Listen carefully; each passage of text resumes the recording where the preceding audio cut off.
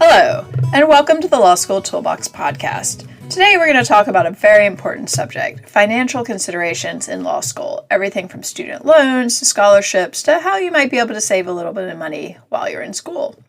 Your Law School Toolbox hosts are Allison Monahan, that's me, and Lee Burgess. We're here to demystify the law school and early legal career experience so you'll be the best law student and lawyer you can be. Together, we're the co-creators of the Law School Toolbox, Bar Exam Toolbox, the Catapult Conference, and the Trebuchet Legal Careers site. I also run the Girls Guide to Law School. If you enjoy the show, please leave a review and rating on iTunes. And if you have any questions, don't hesitate to reach out to us. You can always reach us via the contact form on lawschooltoolbox.com, and we would love to hear from you. And with that, let's get started.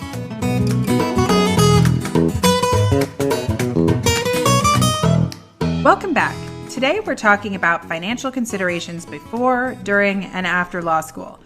If you're thinking of taking out law school loans, or you already have them, or you just want some ideas on saving money as a law student, this episode is for you. Oh, money. Money stuff. Money stuff. It's tax season too. Maybe that's gosh. Don't even remind me. I know. Okay, but first off, let's talk about the elephant in the room, which, let's be honest, are really our law school loans. So, Allison, why is this such a huge issue for so many people? Well, I think it's a variety of factors, to be honest. I mean, number one is just that the average loan debt for law graduates is enormous. And it's just getting higher, it seems like, basically every year. I mean, if you do an online search for like law school debt or whatever, I mean, you get all kinds of crazy numbers, all of which are really scary. For example, like in 2012, the average law graduate's debt was $140,000, which is almost 60% higher than only 8 years earlier. Wow. And I remember sitting in the exit interviews for loans at Columbia when I was graduating, and they had 2 of these sessions. So, half the people who had borrowed money were in my room. It was, sort of mid-sized classroom, not particularly large classroom. And they opened by saying, congratulations, you're sitting in a room with people who owe $20 million. Oh, my God. And you're like, this is only one of these. Did they give you drinks while they told you? I know, really?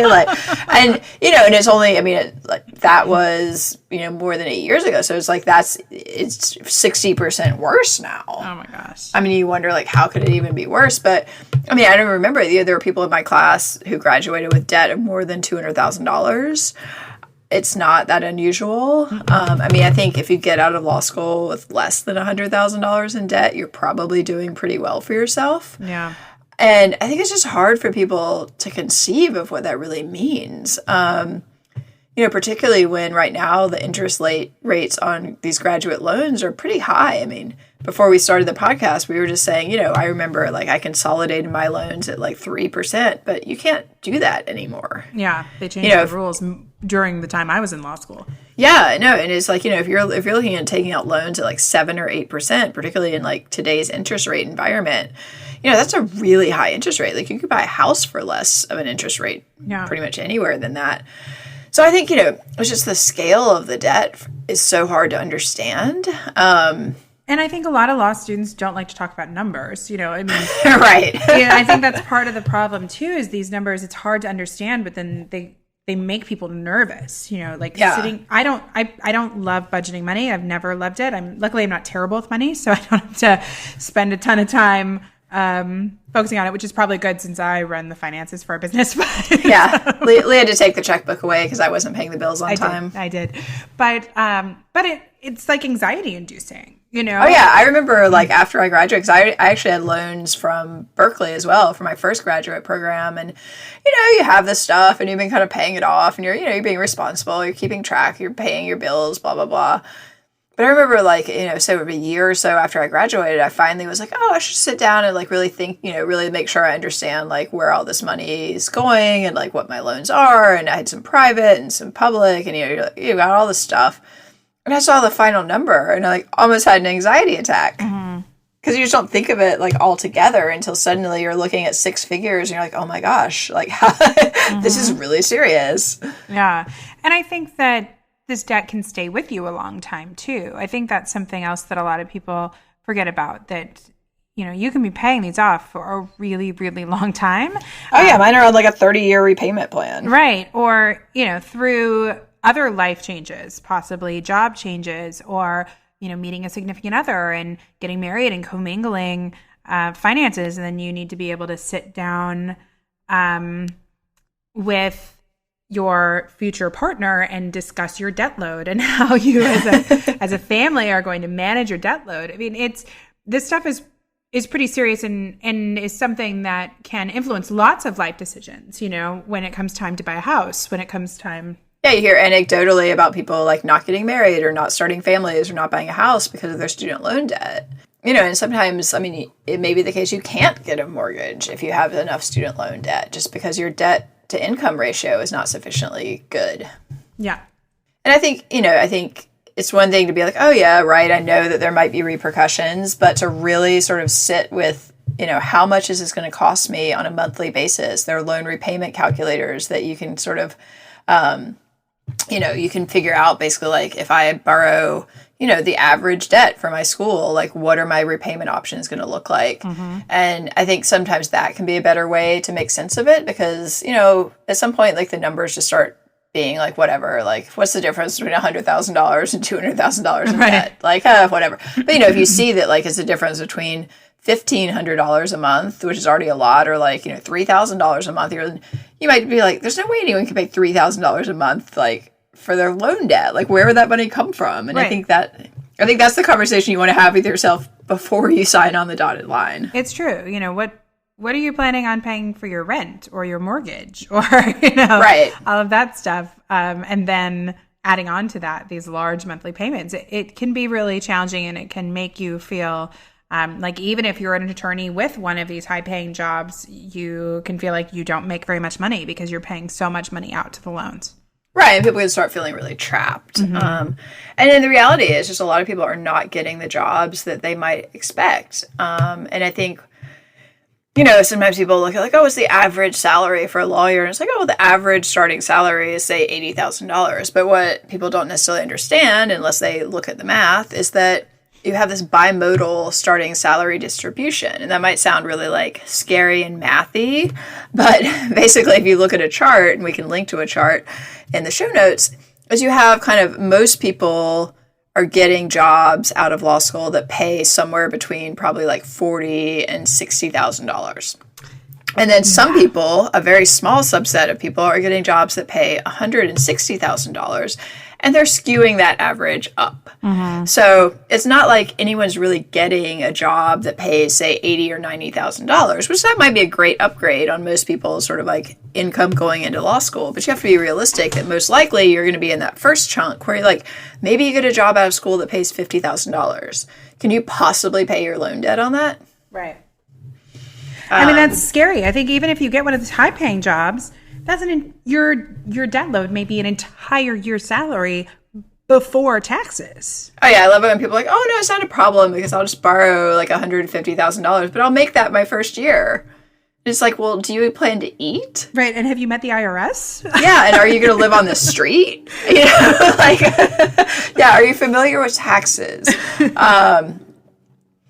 Yeah, so I think it's just like, you have to like really think through this. And even these big law salaries, they seem so amazing, but you're talking about living in a place that's high tax typically and high cost of living.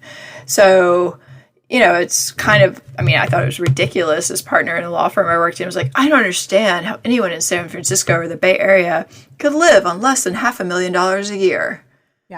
And you're like, you do realize what you pay your associates. And we all manage to live here. Right. But it is this, it's like, some people move to Texas and that works out well. But if you don't want to live in Texas, basically you're looking at like, living in a place like New York, San Francisco, Chicago, LA.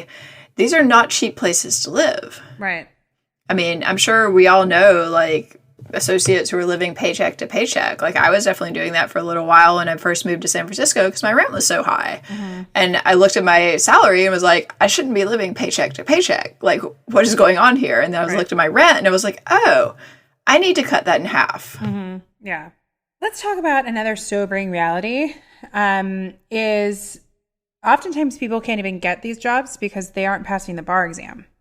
Right. Yeah. We're recording this right after the bar exam has just concluded around the country, so it's at the forefront of our minds.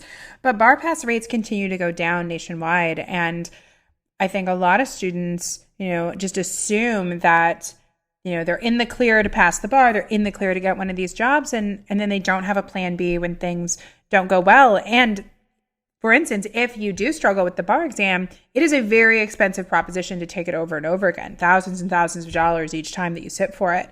And so again, you're just continuing to push off the debt while spending more money, that can make finances a really scary situation. Yeah, absolutely. I mean, the data on people getting full-time legal jobs is not great. I mean, I saw a statistic recently that from 2013, if you graduated then, 9 months after graduation, 43% of people did not have long-term full-time legal jobs. It's like almost half of your class does not have an appropriate job, almost a year after graduation. And yeah, you're right. I mean, absolutely. If you don't pass the bar, basically this entire investment of time and money is out the window. Yeah. And passage rates are not high, and they're dropping. They are dropping. And if you are not looking into your school's passage rate when you're selecting your law school, I think this is one of the things we talked about when we were talking about selecting the right law school for you. It's important to look at, because if you are considering going to a law school where less than 50% of the population is going to pass the bar, that's something you really want to consider and plan for. Hopefully you are not in that portion of the population, but if you are, you don't want to be in a terrible financial situation because you didn't plan for it. Yeah, and I think a lot of this just comes down to planning realistically. Everybody who starts law school is like, I'm smart, I'm going to do well. But, on the back end, like we hear the stories about the things that didn't go so well. Like, oh, I got a scholarship and then I lost it. We'll talk about that in a few minutes. Or like, I didn't know that there was no way I was going to ever be able to get a job, or I didn't understand that like it was going to be really hard to pass the California bar. Should I move to a different state? So people are in pretty desperate situations a lot of the time. Yeah. And there are these sort of alternative ways to deal with your loans. And sometimes I think people on the front end get kind of sucked in by that idea. Like I remember hearing about LRAP, which is like the loan repayment assistance program if you do public interest stuff. And I was like, oh, like that'd be so great. Like, oh, that covers being a law professor. Well, great. I'll just be a law professor and like Columbia will pay my loans back. But like, that was not a realistic plan. And it turns out from like friends who were in the LRAP program that it's not actually all that great, And so there's these things where like everything sounds amazing, like, oh, income-based repayment on my federal loans. That's so great. Like I'll just, I'll make not much money, but like someone else will take care of my loans. But you have all these hidden traps with a lot of this stuff. And that's why it's really important to educate yourself. So, for example, certain of the income-based repayment plans, you're going to take a huge tax hit at the end, 20 years from now or 30 years from now when they pay them off for you. And then suddenly you have a tax bill on like the $200,000 of debt that just got, forgiven. It's like, you can't pay your loans. How are you going to pay your taxes? It's a really good point. And, this stuff is changing all the time. Like you said, during when you were in school, that the rates change and that kind of thing. And so it's like you may sign up for like one particular interest rate environment, and then 3 years later, it's totally different. It's just really important to be educated about what you're signing up for here. It is. And are the schools giving you all of this information generally? Well, Lee, what do you think the school's incentives are here? I'm an administrator at a law school. I'm looking at my, application rates dropping. Is my incentive to like really make sure people totally understand what they're getting into? Because I'm not sure that is my incentive. Wow, we do sound cynical, don't we? I mean, maybe we do, but they've got to fill those seats. I mean, that's part of one of their roles. And, it's not like that the law schools are out there aggressively trying to scam everybody, but, they do have their own interests. Their interests are to fill the classes, to be able to pay all their people, to keep the machine rolling. And so you do have to be your own advocate and ask a lot of really pointed questions. And I think, we'll talk a little bit more about the resources that you can access to make sure that you're as educated on these decisions as you can be. Because when it all comes down to it, this is your life, your financial future. You need to make, strategic decisions about it. Yeah, and we're not saying that going to law school is necessarily a bad investment for everyone who does it. But there are a lot of people, I think, for whom it is a really disastrous financial decision. So something like the Law School Transparency Project, for example, is a good place to go to really try to dig down into, like, what are the real job opportunities that I'm going to have when I get out of a certain school? What is my debt load likely to look like? Because certain schools, you can kind of Google online and find, like, the worst offenders for, like, student debt, but some of these schools, you're like, I'm not sure that, like, their average debt load should be as high as it is for the value they're providing. It's one thing to, like, take out loans to go to Harvard. Like, ultimately, that's probably going to be an okay financial decision if you're willing to work in big law or blah, blah, blah.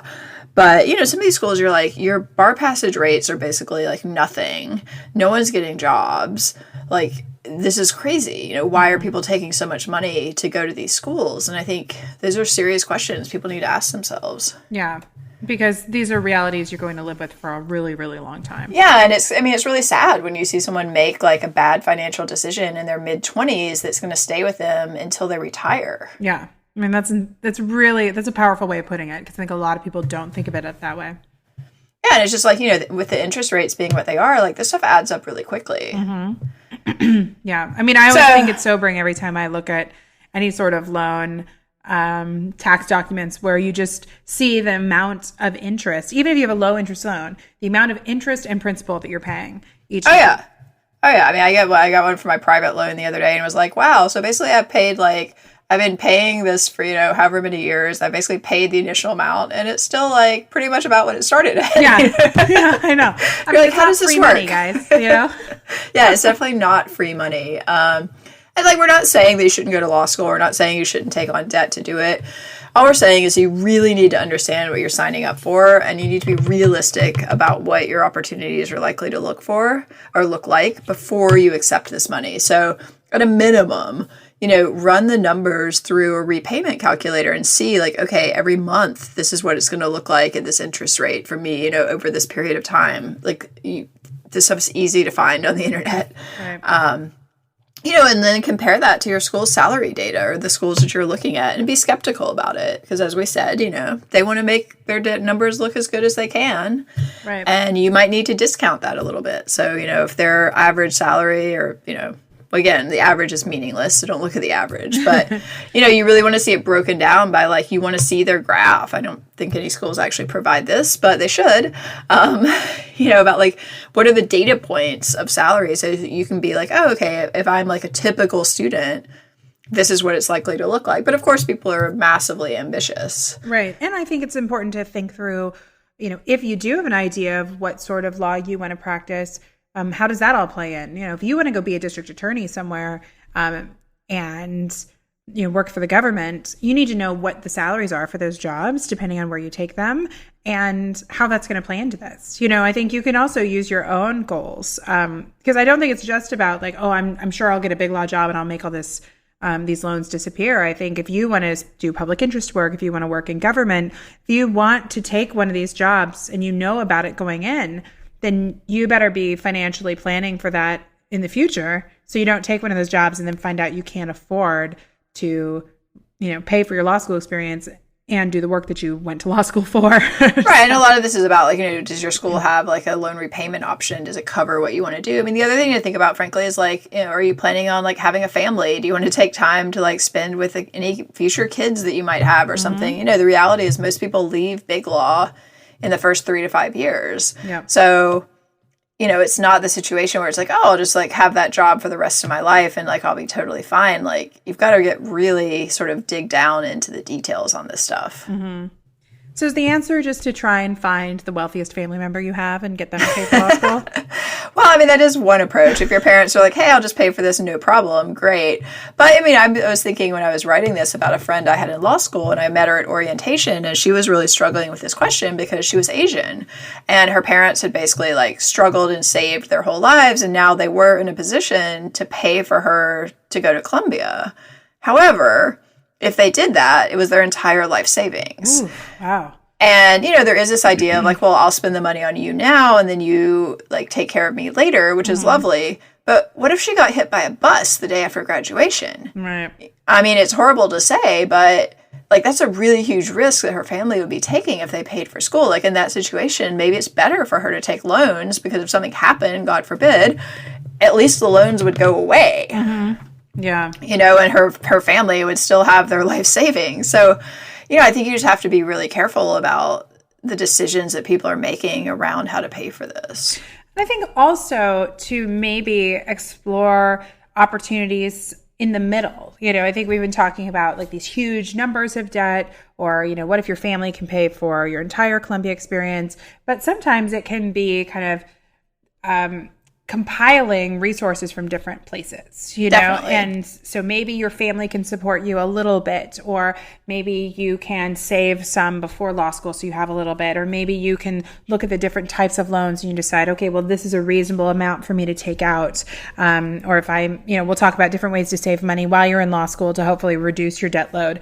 So it's not always just about the extremes. It's about being creative and just saying, this debt load is very serious and it has long-term consequences. What can I do to chip away at it that's going to make this a reasonable thing that I can take on so I can enjoy law school, but then not regret it for the next 30 years. Right. And it might be, it might be you go to a less expensive school. Like if you have a state school, not that they're cheap anymore, but, like you might be making a decision between an extraordinarily expensive school and one that's only like pretty expensive, Or going part-time to full-time. Some people like to do part-time school so they can work as well. And that allows them to, reduce the debt load. It might take an extra year, but many people feel like that's a quality trade-off. I mean, there are lots of options if you're just willing to sit down and educate yourself and think through what's going to get you the result that you want. Yeah, absolutely. And, I think looking at things like scholarships, I'm looking at them critically, as we should probably talk about. But also, if you've been in the military, for example, like there are options for you to get money for school. Maybe there's some community groups like bar associations, particularly different affinity bar association groups. They often have scholarships, things for women or particular minorities or someone who's underprivileged. There may be things that you can actually qualify for. And you can also negotiate financial aid with your law school, which is something that I think not that many people necessarily realize. And if you're listening to this and you're thinking about applying to schools and you haven't applied everywhere yet, this actually is a place where it makes sense to apply to a school you might not necessarily really want to go to get a scholarship offer that you can then leverage at the school you do want to attend. Mm-hmm. Didn't you do something like that? Didn't you leverage your scholarship? I did do that. Yes, indeed. I basically, called up or emailed Columbia and was like, hey, I'd love to attend. You're my first choice, but I have this really tempting offer at like a relatively comparable school, which frankly wasn't even that comparable. And they said, okay, great. Thanks for telling us. Could you send over their letter? And then they wrote me back the next day saying like, okay, we'll match it. Yeah, which is pretty amazing. Which is totally amazing. And I heard of that happening from various other, people that I know. And I think now with the schools having to compete a bit more for students, I would think that this is even more on the table than it used to be. Oh, I'd have to imagine. Yeah. And, frankly, like a lot of these schools have really large endowments. Either they have huge endowments, so they have money to throw away, or they are desperate for students, so they, again, have to buy students. Right. But, on that note, if you get a scholarship, where they're just giving you money, there may be strings attached. And I know we see this a lot with students who come to us, particularly after their first semester hasn't gone so well, and they say, I'm in danger of losing my scholarship. Mm-hmm. What do you have to say about that, Lee? Yeah, I think a lot of times people assume, especially if you've been offered a scholarship, that you will just do well in law school, no questions asked. And sometimes that scholarship, I was offered money to go to my law school as well, and it sure did make a bit of a difference because it was majorly lightening the load of my debt. And I will be honest, I didn't really think about what would happen if I lost it because you think, well, if they're giving me a scholarship, they must think that I'm smart enough to do well. But the problem is there are realities about the law school curve and the learning curve that it takes to become an excellent law student. And we do find students who struggle academically. And if you have this added pressure of, and if you don't get your act together, you're going to lose all this money, And then what are you going to do? Now you don't have a plan to pay for law school. That just increases the anxiety, and it can really send you on a spiral to make it hard to be successful. Right. I mean, again, like, we'll sound like the cynical anti-law school people here, but in some cases, the reality is some of these schools are actually setting it up so that numerically not everyone can keep their scholarship. You hear about things like, they put all the kids who are on scholarship in a single section and then curve that section. Yeah. And it's like, well, not all of you are going to be above average at that point. Or, it's just the case that maybe they give half the class money and then kind of see who deserves it at the end of the year, and those people keep it and everyone else loses it. And then, you're a year into law school. You've got 2 years to go. Are you going to pay full price? I mean, I think there was a slew of articles in like the New York Times and stuff about this, but the reality is it happens. Yeah, it does. So you really just need to know what you're signing up for and have a plan B if something happens to that scholarship. You might also want to learn about how your school may reward other activities. I was on the law review board, and we actually got scholarships for being on the law review board. Wow. Yeah. So I know. So I got paid basically for being like a good chunk of my my tuition was paid for just because I was one of the high up editors on the law review board. And that was pretty amazing. So certain schools will pay for being a TA. I mean, when I was a TA at Berkeley, we got paid. And when I was a TA at Columbia, we didn't. So, it really depends. Yeah. But I think it's also just important to maybe research other things and other ways that you could access some money at school. You never know. I think it can be interesting to really just drill down, especially if you're trying to pick between a couple of schools to, see like what are the other options of place that you can pick up cash. And I think, I think on the scholarship front, if you're choosing between a couple of different schools and you notice that, for example, like certain scholarships may have a GPA requirement or something like that. And like you might not pay that much attention to that, but what you really want to do is say, well, how does that compare to the median of the curve? It's one thing to say like, you have to keep a 2.0 if the curve is like a B plus. It's like, okay, so I'd have to be like pretty substantially below average. Right. But to say that you have to keep a 3.0 when the curve is a 2.0, like you have to be massively above average just to keep your scholarship. And I've even seen like 3.3 as the requirement to keep a scholarship. Which, like, those don't look that high if you're coming out of, like, a grade-inflated undergrad. But it really matters what the midpoint of the curve is set to at your school. And, I mean, I'm sure, those are the things you're probably going to have to really ask some questions about. But you do want to understand because two financial aid offers that look really similar might actually be quite different. Yeah. So, make sure you don't leave these decisions to the last minute. This should be something that you spend some significant time kind of massaging and working through. And what about, we're not financial experts among our list of resume items. But, definitely not. But, if people are curious about learning more about federal loans and private loans and what all of this means, like, do we have any people we can point them to learn more? Yeah, absolutely. And I think one of the people I really like to send people to is a woman named Heather Jarvis. She's a former lawyer, and now she's a law student loan expert. Her website is askheatherjarvis, JARVIS.com. And she just has a lot of really good, pretty straightforward information. And, she tells her own story, which is that she borrowed tons of money to go to law school and got out. I think she was going to work as like a public defender, making $25,000 a year. Wow. And she was just like, no one told me that this was a really terrible financial choice. Like, I should never have been allowed to do this, basically. So she's kind of, her business now is helping other people avoid those same sort of situations where it's just like, the math does not work out on that. Yeah.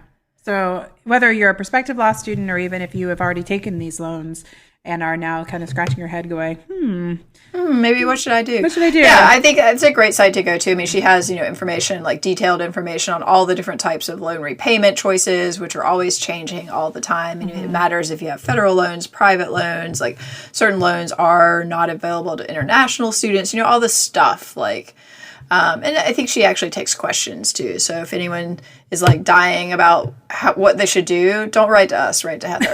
Exactly.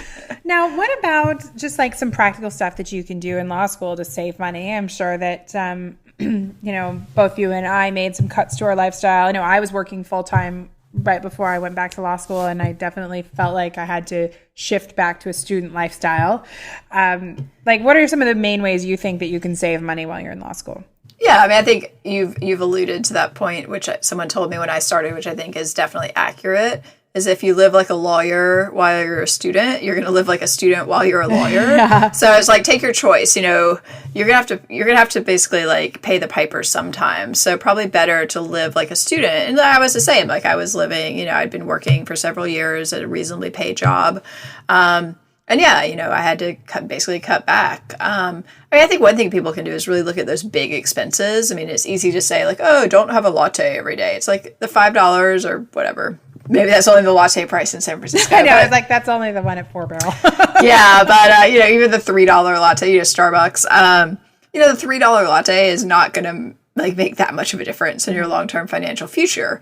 However, things like your rent and your transportation and food, I mean, are there ways that you can cut this back? So it may mean having a roommate, for example. I mean, I had 2 roommates in law school. Mm-hmm. It still wasn't cheap, but I mean, even for me, like that was actually one of the deciding factors on which school to attend because, I was looking at Columbia and NYU, and both of them are obviously in Manhattan. They're very expensive, but Columbia had better housing options. Mm-hmm. And so I was like, well, that's actually a legitimate reason to choose one school over another. If they're providing it wasn't like cheap, but, it was at least sort of reasonable housing options.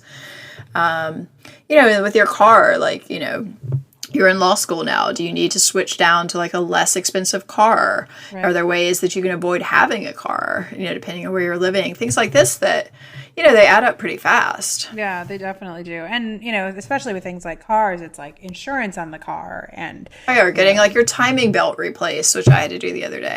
Right. The maintenance on the car and all of that stuff. It does add up really quickly.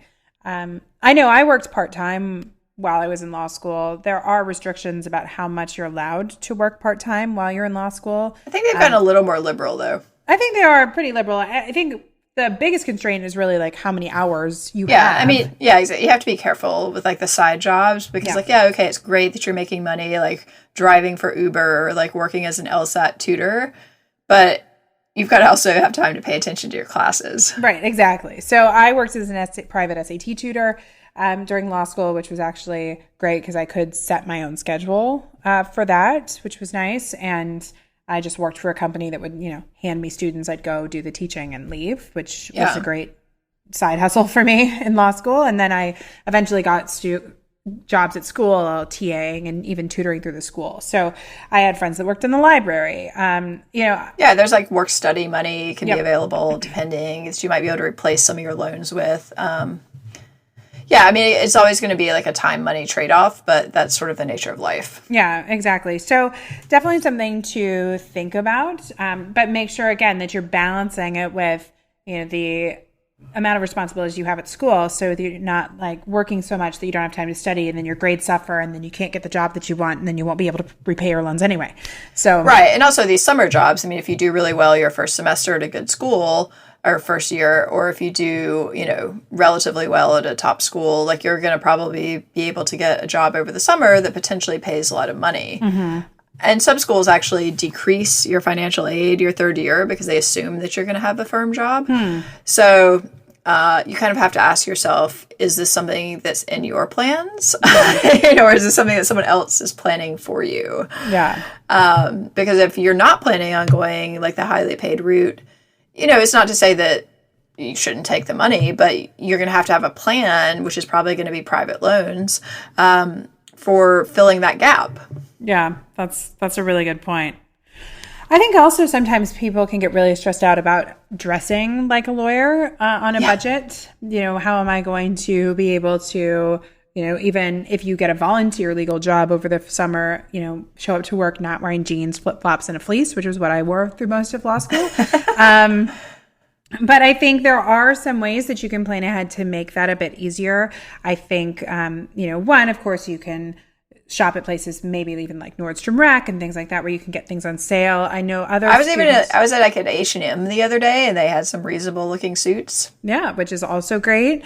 Some folks, and I know I have done this, would just go to family members and say, what I need for Christmas is an interview suit. That's actually like what I need. And so I think sometimes you can, use holidays or things like that to try and just ask people like, hey, instead of even giving me a $25 gift certificate to something, I'd rather have that to go towards, getting my professional wardrobe that I need for work. I also like even services like Stitch Fix, which is just for women, but that's a mail order shopping site where you like fill out your profile and you can tell your stylist, like, I just need professional clothes to work at a law firm, and I don't want you to send me anything over this amount of money, basically. Right. And they will just send you items that they think meet that requirement. You can try them on, and then you send them back if you don't like them. So there are different ways that you can start pulling together pieces for your professional wardrobe without completely breaking the bank. Or you can also like just kind of make it work until you do maybe get a paying job. I know that's what I did. The first summer, I just had enough pieces that I could like make it work, mix and match. And then after I got my first firm job, I went on a shopping spree at the beginning to try and make sure I had enough clothes to like go to work. So yeah, or you could also, if you want to take a bar trip, you can take a bar trip someplace where they can tailor clothes for you really cheaply. Oh, that's true. I actually went to Vietnam at one point and got a bunch of really nice suits tailored for like literally next to nothing. So it's a little, you're not going to do that if you're like scrounging to buy, your first Brooks Brothers suit. But if you're like looking at options for where to go on your bar trip, think about Hong Kong or Vietnam or someplace where you've actually got like amazing tailors that work really cheap. I also think that, coming at it from like this minimalist perspective, that you typically are better off to buy a few pieces of quality clothing that you can mix and match and make into other outfits.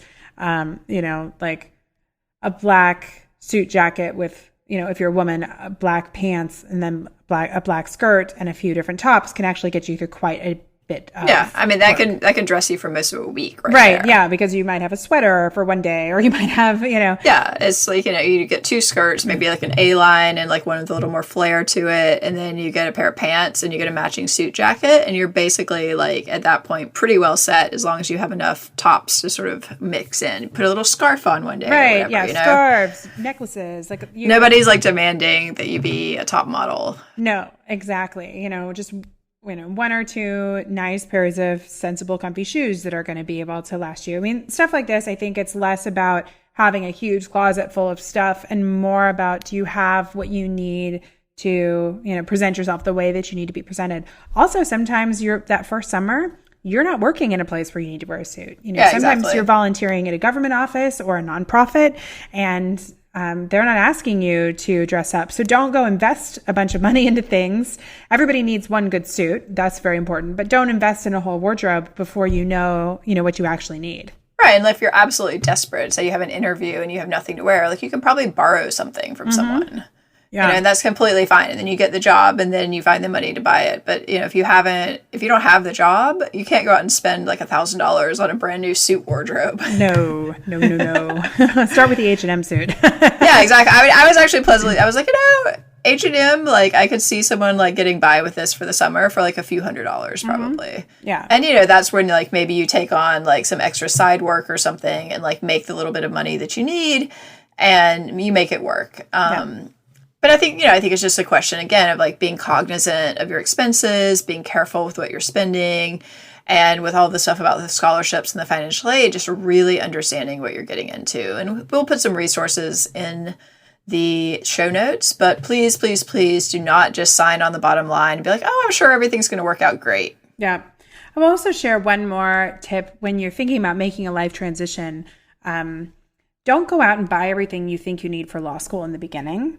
Right. Like a new computer or whatever. Right. You might not need a new computer. You might not need an iPad in the very beginning. You might not need a brand new printer. You might not need, there are lots of things that you might not need a huge desk. You might find out you study at school and you don't actually need a desk at home. There might be, lots of different things. And I I've learned this lesson a couple times in my life, but I think having a baby really taught me this again, is that you register for all of this stuff that before you even have met your kid. And then you have this house full of stuff, and then you realize like, oh, well, that for my lifestyle, like that's not actually the best stroller I could have gotten for my lifestyle, because it's heavy and I live in a city with hills, and that makes the stroller very heavy when you're walking down hills, which is kind of awkward. Stuff like that you don't know until you actually are living through it. And there's no reason why you necessarily need to plan, I'm going to need this in, 2 years, so I better buy it now. I would instead just say, like, evaluate if you need it, because sometimes you can borrow things or buy things secondhand or things like that to limp you along until it's absolutely necessary to get something you need. Yeah. So I don't know. It's all very complicated and kind of depressing, but it is. But I think just like most things, as long as you go into it with your eyes open, then you don't get smacked with reality after the fact. And I think that's when we were talking about doing this podcast, I think that's what we really hate hearing about. The 3L who now is looking at the future going, whoa, I didn't know this was the future I was signing up for. That to me is what's really sad. If you are making strategic decisions and you feel good about your path, then go for it. And we're excited about it. We just want you to be educated about what you're getting into. Absolutely. And with that, unfortunately, we are out of time. If you enjoyed this episode, please take a second to leave a review and rating on iTunes, because we'd really appreciate it. And be sure to subscribe so you don't miss any of our new episodes, which typically come out on Mondays. If you have any questions or comments, please don't hesitate to reach out to us at lee@lawschooltoolbox.com or allison@lawschooltoolbox.com. Or you can always contact us via our website contact form at lawschooltoolbox.com. Thanks for listening. We'll talk soon, and good luck sorting out your financial life.